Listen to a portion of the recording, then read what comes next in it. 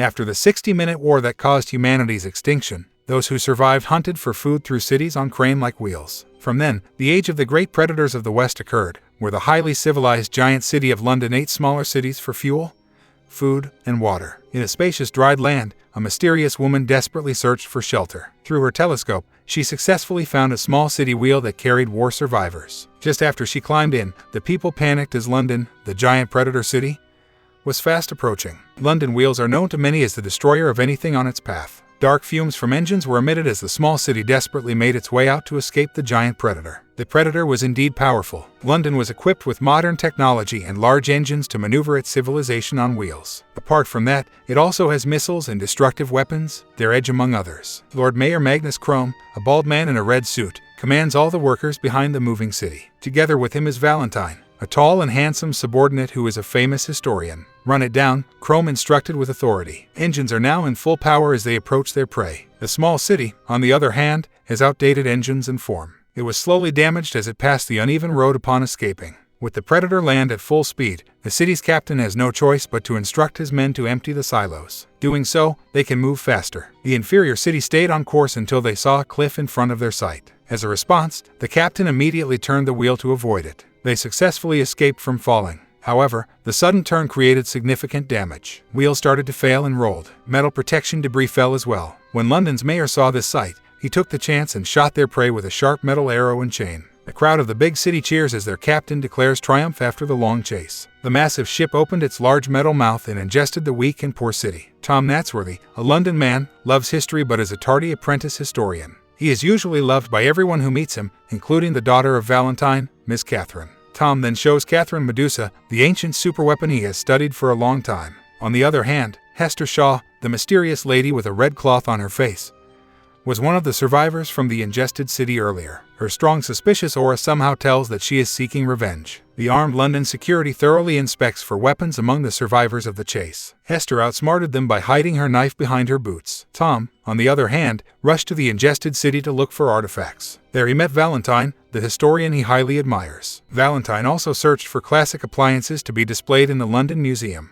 Hester seems to have found her target. With a sharp stare, she carefully observed Valentine's movements. Valentine, on the other hand, successfully resolved the commotion and promised the newly colonized town for food, shelter, and employment. The inhabitants of the small city clapped except Hester. Out of extreme anger, Hester walked to Valentine and stabbed his right lower chest. At that moment, Hester was revealed to seek revenge for her mother, Pandora Shaw. With trembling hands, Hester initiated to stab Valentine again, but this time she failed because the historian apprentice, Tom, blocked her. Hester hurriedly escapes as Tom follows her. Hester jumped to the previously ingested city currently being destroyed by large machines. With dedication, Hester tries to escape the large sharp claws of the backhoes as she runs into a thin bar of metal scrap. Tom still follows her. Trapped, Hester finds no other way but to jump to the eating metal machines below her. Before she could fall, Tom held her hand to save her. Valentine appeared on the scene and looked for Tom. Before committing suicide, Hester told Tom that Valentine was responsible for killing her mother. Hester fell after. Tom stared at Valentine and felt sorry that he couldn't capture the woman who stabbed him. Valentine, on the other hand,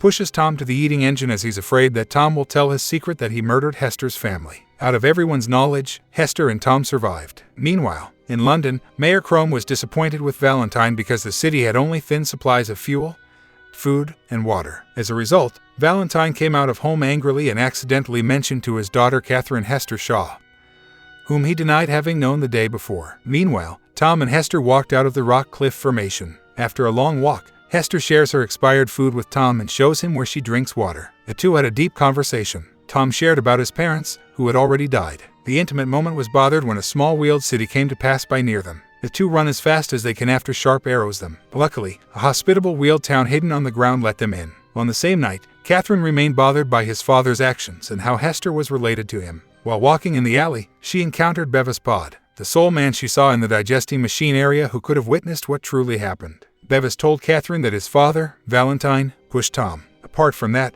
Bevis also suspects that something is going on in the cathedral that Valentine built. Catherine was left terrified and curious about everything she had discovered. In the other wheeled town, Hester rests in a room with Tom. There she openly disclosed everything about her archaeologist mom. Valentine, in her story, has been visiting them since she was a child. Pandora, Hester's mother, was very happy when Valentine was around until the time Pandora dug a briefcase. Valentine, also a historian, was desperate to steal the case. Her mom and Valentine argued because of it. Just as Valentine was about to steal the case, Pandora immediately gave Hester the gold locket necklace with an eye engraved. Valentine killed her mom and left Hester a wound on his face. Hester ran for her life with the scar she tried to hide until now with a cloth. Valentine went to a jail located in the middle of the ocean.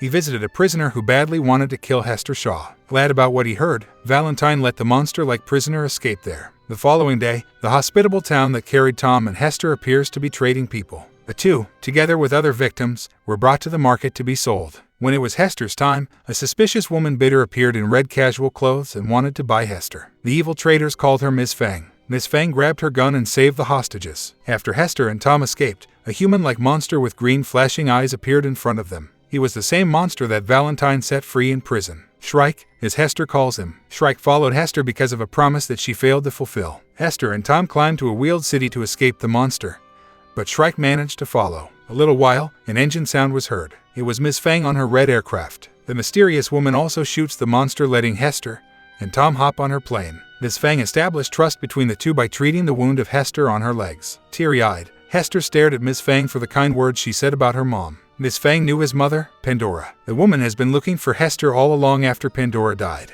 It was also revealed that the monster who has been following Hester is the one who saved her life and raised her in the Outlands. According to Hester, Shrike also loves to collect artifacts. When Hester passed out in the river wounded, the monster found in her hand the gold locket necklace her mom gave. Hester reminisces with sorrowful eyes as she tries to tell Tom the promise he broke that made Shrike angry. Shrike is a robot that looks like a monster, a remake of a man who lost his family. The monster was kind-hearted that he felt the sadness in Hester's eyes. He then told Hester that he could make her happy by being like him, a robot. Due to the trauma experienced, Hester then agreed and promised to be remade as a robot like Shrike to forget everything that happened to her. The next day, Tom maneuvered Miss Fang's plane. They headed to Airhaven, a civilization on air. On the other hand, London City was changing course, turning to the east, the direction to the shield wall of Shanguo that was never destroyed by any wheeled city. Chrome, the Lord Mayor, rushed angrily to the control base and asked who ordered the turn, but no one responded. While on Airhaven, Miss Fang told Hester that her mom had found something dangerous. It was the old metallic briefcase. Miss Fang calls this an old tech. When Hester told Miss Fang that Valentine had taken the case, she looked at the London guy, Tom,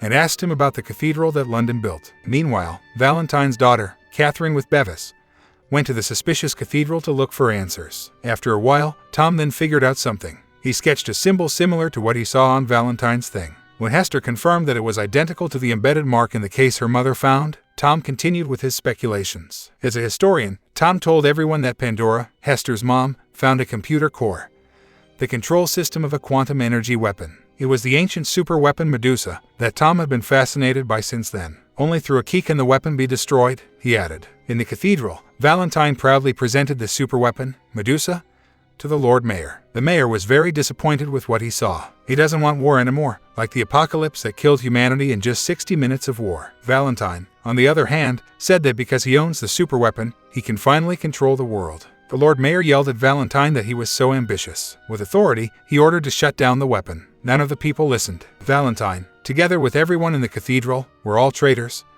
They killed Mayor Chrome. Trembling, Catherine ran from what she saw, and Bevis stopped her. London City will be attacking the shield wall, Miss Fang thought. A commotion outside the Airhaven was heard. Shrike, the robot, followed Hester. Guns fired at Shrike, but no bullet killed him. Airhaven shakes as its portion is burned. All the aviators drove their planes out of the vicinity. Shrike is about to kill Tom when Hester begs, crying, to stop him. The robot asked, "Do you love him?" Shrike wondered. The silence was heard. Shrike, who raised Hester, felt heartbroken. He became weak and fell. His body is about to shut down. He then returned the gold locket necklace to Hester, an indication that she will be free and that there's no need to fulfill her promise to him anymore. Shocked, Hester shouted as Shrike lost his life. As the London city's mayor got killed, the ambitious Valentine took over the wheels. As planned, they will be attacking the shield wall of Shanguo, which numerous traction cities failed to breach. Equipped with the superweapon, London Wheels, led by Valentine, will attempt to damage the wall to hunt for more cities beyond the border. Meanwhile, Miss Fang, Hester, Tom, and other colleagues headed to Governor Quen of the East to warn them of London's plan. Miss Fang suggested destroying Medusa before it destroys their whole allied cities. As a response, the governor ordered a strike on the giant predator,